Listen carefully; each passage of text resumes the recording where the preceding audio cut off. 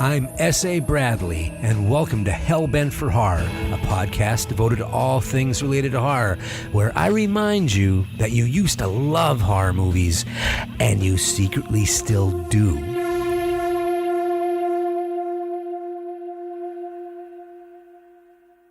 By now, you've probably heard the news about the Oscar nominations for this year's Academy Awards. Both Jordan Peele's Get Out and Guillermo del Toro's The Shape of Water were nominated for Best Picture. Together, both films have amassed 17 Oscar nominations. And, right on cue, Hollywood's media hype is doing what it has always done. Hollywood is giving both movies an extreme makeover, just in time for their close-ups. Let's take a look at what's happened to Get Out. When Get Out first premiered, it was praised by critics everywhere as a very intelligent horror film. I remember an article written about the movie that was entitled Horror Gets Smart, which is a left-handed compliment if there ever was one. But now, after receiving 4 Oscar nominations, Get Out is now a social justice thriller. Social justice thriller. It just rolls off the tongue, doesn't it? That's how Get Out fared in the name game. How about the movie directed by the most critically acclaimed and highly regarded horror director of the last decade? Guillermo del Toro's The Shape of Water scored an incredible 13 Oscar nominations. And this, for a movie that had a limited release with a slow rollout that is just now getting a wide release. Up until the nominations, Guillermo del Toro himself was announcing where the movie was playing from his Twitter page. And it was not a long list. Yeah, that's how much faith the studios had in his vision. A year before The Shape of Water was released, Del Toro had a very popular museum tour that was called At Home with Monsters. It showcased his props and his artwork and his memorabilia, and it also chronicled his perspective on the art of the horror film. The press acknowledged that this was an artist who made poetic and beautiful horror movies. Del Toro was the king of the monsters. Now, here comes his new monster movie, his Creature from Black Lagoon. 13 Oscar nominations later, the monster movie, the horror movie, is discussed as a fantasy romance that happens to have a creature in it. Now, any horror fan with a few years under his belt has seen all of this before. The movie Misery became a thriller, Silence of the Lambs became a psychological thriller, and No Country for Old Men became a gothic western. The closer a horror movie gets to those golden statues, the further away everyone involved gets from acknowledging it as a horror movie. Like I said, it's nothing new. But there is something that's new this time around. This time, I have a podcast, and I most certainly have a point of view, and I'm not afraid to share it. Because I'm very passionate about the subject of horror, especially about how I believe that horror is an art form. And I don't think that what Hollywood and the Academy does with these extreme makeovers is a snub, like a lot of people say. It's not a snub, it is flat out stealing. It's not only stealing, it's stealing the best ideas from a group and then mocking them for never having any good ideas. It's stealing, and it's mocking, and it's throwing a big dinner party that occasionally invites the group for a meal, just so they can be the brunt of the dinner table jokes. But even more, it's indoctrinating that mockery, generation after generation, until the group that gets ripped off just calls it a snub themselves. Hell, the group even starts wearing the disrespect like a badge of honor. Well, it's the only one they give us to wear, right? It's not a snub. It is cultural appropriation. Hollywood marginalizes the horror fan because they covet what we love, but they wouldn't be caught dead admitting it. Horror is like Hollywood's concubine, hidden away at the edge of town, used like a muse, until Hollywood gets what it wants, and then it leaves a few bucks on the dresser. So what's my point, right? Now, do I think anything I say here is going to make any difference? Fuck no. Quite frankly, I don't even care about the Academy Awards, and it's not just about horror films. As a movie lover, I've seen so many of the most original movies of any year lose to movies about fishing and driving around town. The self-congratulatory shit show will go on as it always does, whether I complain or not. So why say anything, right? Well, if it makes no difference what happens if you say something or not, why the hell Would you pick staying quiet? Me, if I'm outnumbered, I prefer punching my way down to the bottom of the dog pile. Why make it easy on them? It's moments like this that I like to quote the movie Animal House. This situation absolutely requires a really futile and stupid gesture be done on somebody's part, and I'm just the guy to do it.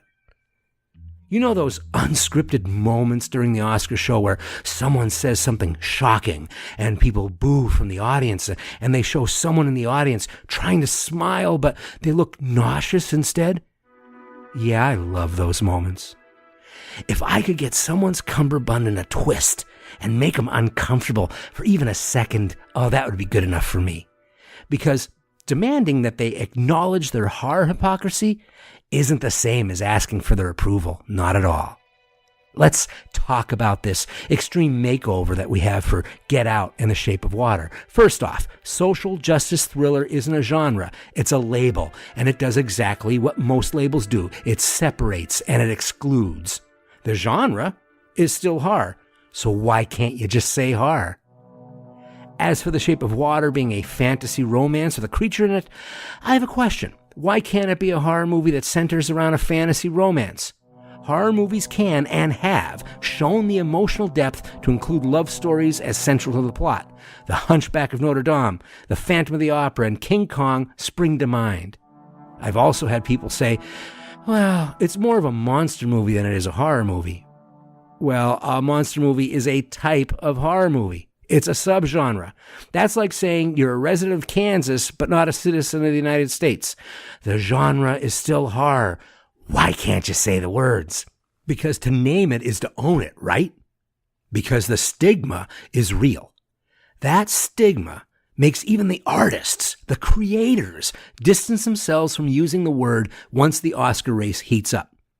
Which is sad because, really, the only reason they were nominated was because they found poetry in horror, and they did it so well that they overcame the bias that was already there. They already did the hard work, and they already beat the odds, and they got to go to the party. When these artists distance themselves from the source of their poetry, it does nothing but reinforce that horror bias. This bias says that if horror creates true poetry and art, it's no longer horror. It's gotta be something else. There is no way that such a good film could have horror as its pedigree. And that's when the relabeling begins. Now, relabeling doesn't sound like much, but think about it. The stigma isn't about the movie. It's the baggage that comes with the movie. Other horror films are like the movie's embarrassing relatives. The smart kid, he can come to the party, but don't invite his obnoxious parents. They'll steal the silverware. Horror is judged on its lowest common denominator. Whatever movie that person hated, that's what the word horror means to them. But when a horror movie shows greatness, even people who hate horror can't deny, the movie gets relabeled. You see, if you change the name of the genre, every time there's an exceptional horror film, then there are never any exceptional horror films. And the case, as they say, is solved. This year, we have an unprecedented 2 horror films up for Best Picture. The name game is in full force. But this year, it's not just Hollywood's spin machine doing it. Horror fans are refusing to acknowledge them as horror movies too. And what's crazy is that those 2 Oscar contenders aren't the only 2 horror movies that are being dismissed by some horror fans. After I did my Best of 2017 episode, I had a few people reach out to question some of my picks. That's not horror, they'd reprimand me, and they'd challenge my reasoning. This is something pretty new that's been building over the last few years. Movies like The Witch and It Follows and The Babadook have been dismissed as not being horror movies by the fans. I don't know, perhaps it's an embarrassment of riches. We are coming off a year that saw an amazing number of good horror movies, with an amazing diversity of styles and storytelling. And to prove that, the 2 horror films up for Best Picture are wildly different from each other. But where I've championed how the horror universe has expanded, others have not. And I think if you're a horror movie lover, that's cutting your nose off to spite your face. because horror has always been open to experimentation and transgression and symbolism and has always pushed at the limits of what's conventional. One of the great things about horror is that it is proudly unconventional and it refuses to abide by rules and by definitions for very long. Trends happen all the time, but trends burn out quickly. Trends die, but horror doesn't. It evolves. It grows another head. You don't have to like these horror movies. Just don't decree that they aren't horror because you don't like them. Because horror doesn't have a velvet rope. It's not an exclusive club. Go join the Academy of Motion Pictures and Sciences if you want that. I think it's time for me to clear the decks a little bit about how I see the shape of horror. Consider this my Horror Manifesto.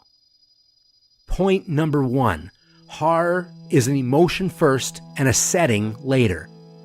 One of the reasons that horror is so adaptable and universal is that it wants to connect with you on a personal and emotional level. It goes for those primal fears and those primal anxieties. And that's an area where we are all created equally. Once that is in place, horror is free to work in any setting, and it can be supernatural or not. Hockey masks and knives and zombies come in handy, but they aren't required. And that allows movies that can be as different as Hellraiser and Robert Wise's The Haunting to both be legitimate horror film classics. And horror movies can fluctuate wildly in emotional tone as well. George Romero's Dawn of the Dead and An American Werewolf in London balance comedy with the scares and the gore, as do Evil Dead 2, Dead by Dawn, and Return of the Living Dead. And Dawn of the Dead mixes horror and comedy and even throws in a good dollop of social commentary, kind of like, I don't know, Get Out does. And yet, fans will say that Get Out is a comedy or it's a social satire, but it's not a horror movie. Well, the movie is definitely funny, and it certainly has social satire.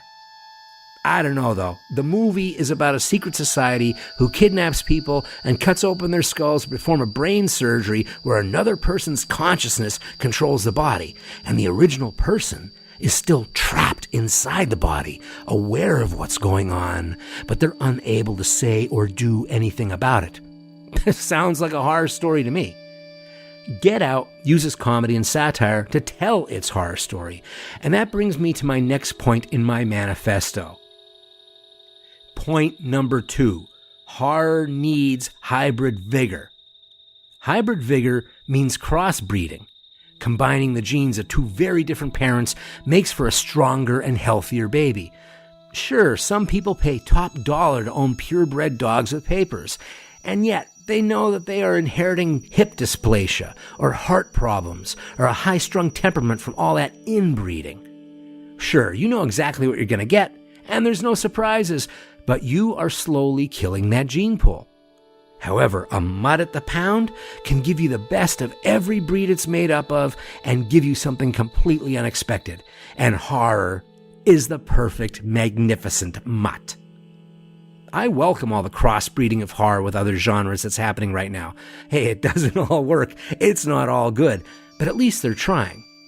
Horror purists, on the other hand, might grumble about this and talk about how real horror is a dying breed. Well, I have news for them. Unless they're talking about the silent films of Lon Chaney and F.W. Murnau and The Cabinet of Dr. Caligari, they're talking out of their asses, because we are all beneficiaries of hybrid vigor. Horror has been trading genetic material with other genres from the very beginning. Frankenstein was a hybrid of horror and science fiction. There were scary stories like the Golem that existed before Frankenstein, but those stories used magic to bring the monsters to life. Mary Shelley replaced magic with science, and that little thing brought the monster into a more contemporary reality, and the rest is history. That's why hybrid vigor is so important, because the world constantly changes, and what was scary around the first campfire might not be scary now. Of course, on a basic level, we are still scared of the same things that we were back then. We are still scared of losing our lives and our loved ones, and we're still scared of the other, something not like us that hides somewhere out there waiting to get us. But as our culture and our technology and our civilization changes, so does the other, and where the other hides, waiting to get us. Hybrid vigor helped move horror from the era of the universal monster to the giant bug movies and the alien invasions when we got paranoid over science after World War II. Horror crossbreeds with a true crime movie, and we got Norman Bates and serial killers. Horror doesn't throw anything away. It collects all the hybrids and expands its universe. And today, directors are using old hybrids to tell new perspectives and update anxieties. More movies are pushing horror into unexpected territory by taking old concepts and modifying them to show how a new generation and a new demographic look at the world. More women and minority directors are making horror movies, and we're getting a new, twisted perspective on standard horror tropes that catch us by surprise. Basically, that's what John Carpenter did when he remade The Thing and what David Cronenberg did with The Fly. The reality is that most of the horror movies we revere are hybrids of either ideas or genres. The term real horror is an opinion. It's a personal preference. It's not an actual designation. People who hate horror movies tend to judge them by the horror movie they hated. People who love horror movies tend to judge them by the horror movie they loved. Of course, our strongest connections are to the horror movies of our youth, where we got our first kiss. And that brings me to the next point. Point number 3. Stop judging modern horror films by standards that are older than everybody's parents. George Romero gave birth to modern horror with Night of the Living Dead in 1968. That was 50 years ago, which makes modern horror eligible for AARP. Obviously, I love the films that created the modern horror movie. They're the movies of my youth, and they revolutionized the way horror films feel and look. Did anybody really think that change never needed to happen again? Cinema, especially horror cinema, evolves and changes right along with the culture. Horror fans, on the other hand, do not. We tend to fall in love with the era that spoke to us, and that era informs how we look at everything that comes after it. But a lot of time has gone by since the movies of the 1970s and the 1980s were cutting edge. The movies are still great, but I think it's important to acknowledge that movies change in meaning and importance even while they influence newer films. Even a highly original idea like The Exorcist isn't immune to the passage of time or how religion's role in society has changed from generation to generation. If today's audience doesn't connect with a movie anymore because they don't have the same social context that the movie originally addressed, it's not their fault. It just means times change. And that also means that how we tell stories changes too. The directors making movies today aren't only influenced by older movies and television and books. There's a whole world of technology that has changed the visual language of film as well. It's unrealistic to think that these things wouldn't influence the style or the pacing in horror films. And technology opens a whole new avenue to tweak our common anxieties. I consider Black Mirror to be one of the best horror anthology series since The Twilight Zone. Yeah, that's right. I just call both Black Mirror and The Twilight Zone horror. Hybrid vigor. As a veteran horror fan, I want to keep myself immersed in the evolution of horror. It allows me to connect with younger fans, and that allows me to be an ambassador for the movies I grew up with. Like I said before, if today's audience doesn't connect with a movie anymore because they don't have the same social context that the movie originally addressed, it's not their fault. On the other hand, if you can't enjoy new horror films because you willfully dismiss the context in which they are made in, you've got nobody to blame but yourself. You're just doing your own version of the Academy of Arts and Sciences. Horror doesn't have a velvet rope. It's not an exclusive club. Now, on the other side of this coin, there's a trend by some new fans, and even some filmmakers, to distance themselves from the horror title. This brings me to point number 4. Horror does not deserve your shame. Now, some horror movies might deserve your shame, but every genre has movies like that. But you don't hear critics abandoning drama because of Jiggly or Bonfire of the Vanities. Yet, there's a new subgenre called post-horror that gives a new name to an old insult. A critic coined the term to describe a new batch of movies that break from the strict rules of the horror genre to tell more profound stories than horror's rigidity allows. Examples of post-horror are films that showcase dread over shock and gore. The films that were given as examples were movies that made my best horror films of 2017 list, because I love horror movies that showcase dread over shock and gore as much as I love horror movies that use shock and gore. I discuss post-horror with a level of weariness, because this is just doing the Academy's job for them. It's saying that because a certain horror movie is experimental and smart, it's no longer horror. If you change the name of the genre every time there's an exceptional horror film, then there are never any exceptional horror films. Self-fulfilling prophecy. And it's frustrating because these movies are the culmination of the great opportunities that horror gives storytellers. These movies are what horror has been working up to for all these years. Horror movies like Don't Look Now and Repulsion and The Innocents, The Others, The Shining, The Changeling, Session 9, Deliverance, Picnic at Hanging Rock. These movies and many others use dread to push the envelope over many decades. Why are critics so suspicious of horror's ability to push the envelope? Because they only see the lowest common denominator. And this is what bothers me most about post-horror. If you use the term post-horror, you're only telling me what the movie is not. But you're also telling me what you really think of horror movies. It's just like that casual comment that reveals an ignorant belief that friends who have a different political or religious or sexual or racial makeup need to deal with all the time. Film lovers are always apologizing for liking a horror film, or they act embarrassed when they admit to liking a horror movie. They need to justify why they like a horror movie instead of just liking it. Why are so many people ashamed of liking horror movies that they feel the need to create a new subgenre to feel okay with it? The answer might be included in point 1 of this manifesto: horror is an emotion first and a setting later. Because in our culture, we judge certain emotions to be good and others to be bad. Some people don't want to deal with those bad emotions, so they look down upon them and anything that has to do with them. So, if the Academy wants to relabel a horror movie because they hate the obnoxious parents, then fans like this relabel because they're ashamed of their obnoxious parents. They pretend that their parents don't exist when they're around their cool friends. By the way, emotions are just emotions. They don't align good or bad. It's what you do with those emotions that fall into good or bad camps. Horror does not deserve your shame.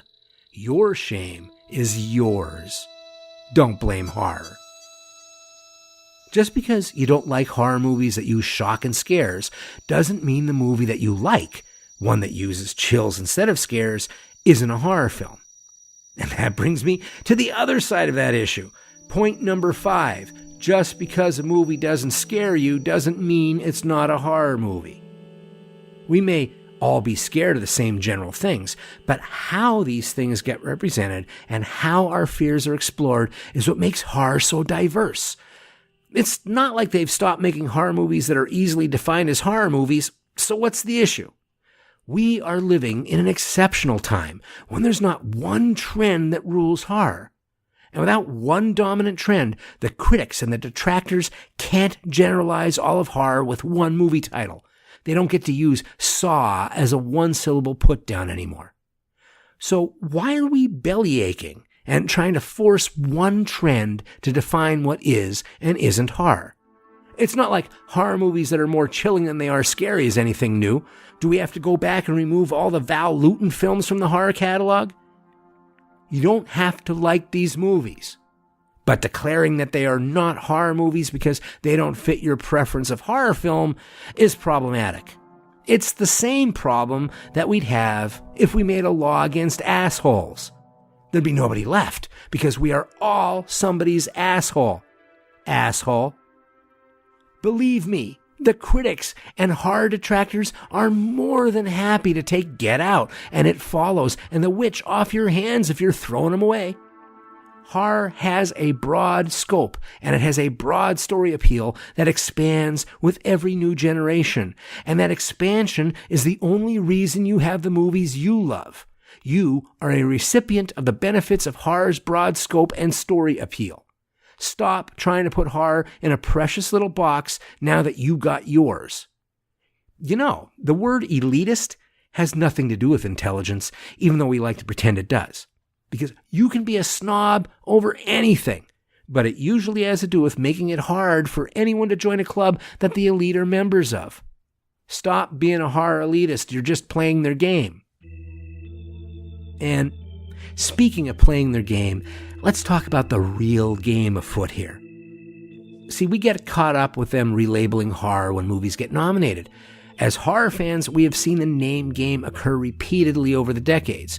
But this name game, this also means that the relabeling has happened enough times to be a trend.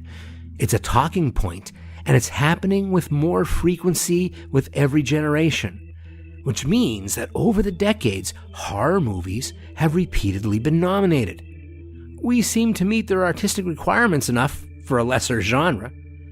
Horror certainly did better at it this year than a lot of message movies that were tailor-made for the Oscars. Which brings me to point number 6. Horror films reflect the culture where dramas preach to the converted. I think we've all been subjected to a message movie where it's almost all message and very little movie. Now, the filmmaker's intentions might be sincere, but they are as subtle as a tire fire. Horror can talk about the same subjects and never feel like a polemic. When horror movies efficiently use allegory and symbolism, they can challenge both sides of an issue without insulting the audience. And that's because they allow the audience to have their own interpretation of the story they just saw. Multiple interpretations allow horror films to discuss touchy subjects without completely polarizing an audience. A case in point would be to look at 2 films released this year that dealt with racism. One was being groomed for the Oscars before it even opened in theaters.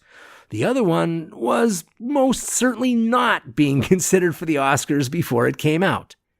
These movies were Catherine Bigelow's Detroit and Jordan Peele's Get Out. Detroit was directed by an Oscar-winning director, and it was based on a true incident, and the release coincided with the 50th anniversary of the Detroit riots. Get Out discussed racial tensions using a black man who visits his white girlfriend's parents for a weekend, only to find out that they are mad scientists or literally body snatchers. Detroit was a victim of the politics of both sides of the race issue, and nobody went to see it. The movie only reached number 8 at the box office on its opening weekend, which was the worst opening of the year. Get Out, on the other hand, received a backhanded compliment as a smart horror film, and then started a YouTube video trend of people doing the Get Out run, and started inside jokes about the sunken place. Guess which of those 2 movies generated more discussion about race this year? That's because audiences like being told a story, not being talked at. At a time when public discourse can get inflammatory in seconds, talking about a touchy issue through an allegorical horror movie can diffuse the tension. Let's face it, you gotta be some kind of an asshole to get overheated while talking about giant ants or zombies or brain transplanting liberals who voted for Obama. When uncomfortable and divisive issues are dealt with in the abstract, both sides relax because the stakes don't feel so high. The discourse stays reasonable, and that's a magic trick that horror does that I think Hollywood resents. Hollywood marginalizes the horror fan because they covet what we love, but they wouldn't be caught dead admitting it. And although box office doesn't mean quality, it is interesting to note that horror is the most profitable genre in film by a large margin. So, the profits from horror probably helped fund another message movie that failed to connect with audiences. So, here we are, in the middle of an Oscar race that started with 2 horror movies nominated for Best Picture. We'll see how many of them are still horror movies on Oscar night. Because the closer a horror movie gets to those golden statues, the further away everyone involved gets from acknowledging it as a horror movie. Like I said, it's nothing new. Except, this year, there may be something new. This year, they've invited Guillermo del Toro, a director who has spent 25 years preaching the poetry and art of the horror movie. The man who is at home with monsters, who calls them our patron saints. He's already publicly asked why people are ashamed to call The Shape of Water a horror movie. For once, there's a chance that someone will get up on that stage and give horror the credit it deserves without apologies. Horror might get a proud second of recognition before the orchestra plays.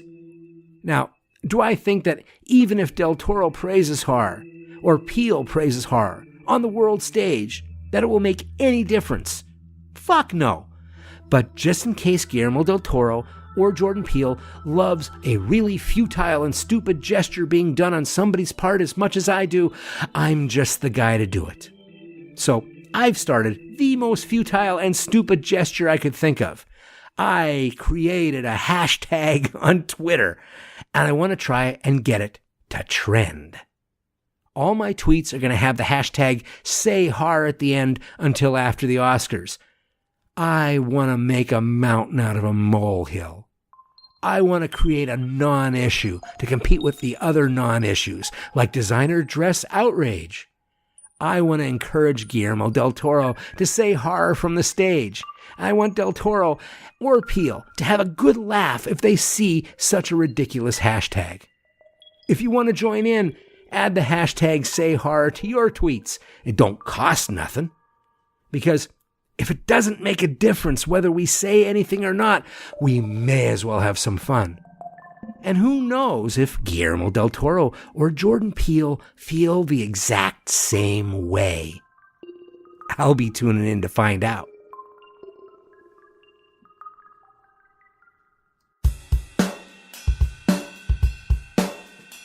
And thanks for listening to the show. Hellbent for Horror was written and broadcast by me, S.A. Bradley, and produced by me and Lisa Gorski. You can find more on our website, hellbentforhorror.com, and I'm also on Facebook at facebook.com/hellbentforhorror, and my Twitter handle is hellbenthorror. Please hit that subscribe button to get H4H hot off the press. And if you can do a review on iTunes or whatever app you listen to us on, that really helps people get to find us. And now for some Hellbent for Horror news. The podcast is available on some more outlets now, so you can listen to H4H on Spotify, iHeartRadio, and TuneIn Radio, as well as the regular iTunes, Android, and Amazon apps. And let there be swag.